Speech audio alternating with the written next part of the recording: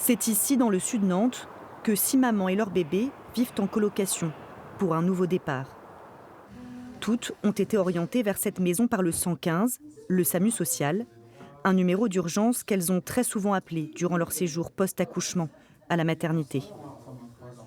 Par pudeur, elles préfèrent témoigner anonymement.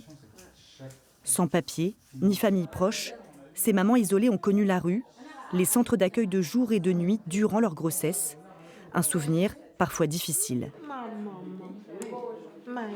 À l'hôpital, il était trop stressé. Moi-même, j'étais trop stressée. Je ne savais pas. Je disais peut-être ils vont nous mettre dehors. Oui, je disais ça et je pensais qu'ils vont nous mettre dehors. Je me suis retrouvée ici. Ici, ça va et il est content tout le temps. Pour moi, d'abord, la maison elle m'a apporté le réconfort, l'assurance et je peux dire la maturité aussi.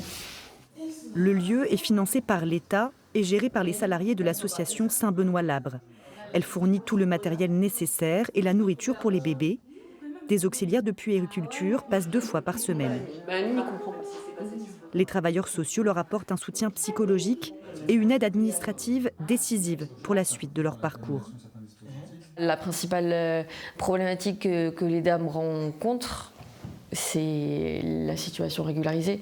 Et c'est sûr que si la situation des dames qui sont hébergées ici était régularisée, il y aurait moins de problèmes de santé, moins de stress, moins d'anxiété pour les dames, pour les mamans, pour les enfants. Il y aurait plus de choix de mener à bien la vie que les personnes souhaitent mettre en place. C'est ça que j'aimerais, être indépendant, parce qu'on ne peut pas nous aider, nous accompagner tout au long de notre vie. On nous accompagne dans le but qu'on finisse par avoir une stabilité.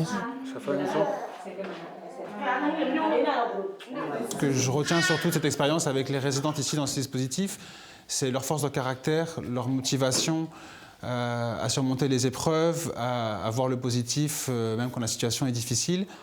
Pour ces jeunes mamans demandeuses d'asile et leurs bébés, le séjour dans ce cocon a une durée limitée de 6 mois et l'échéance approche.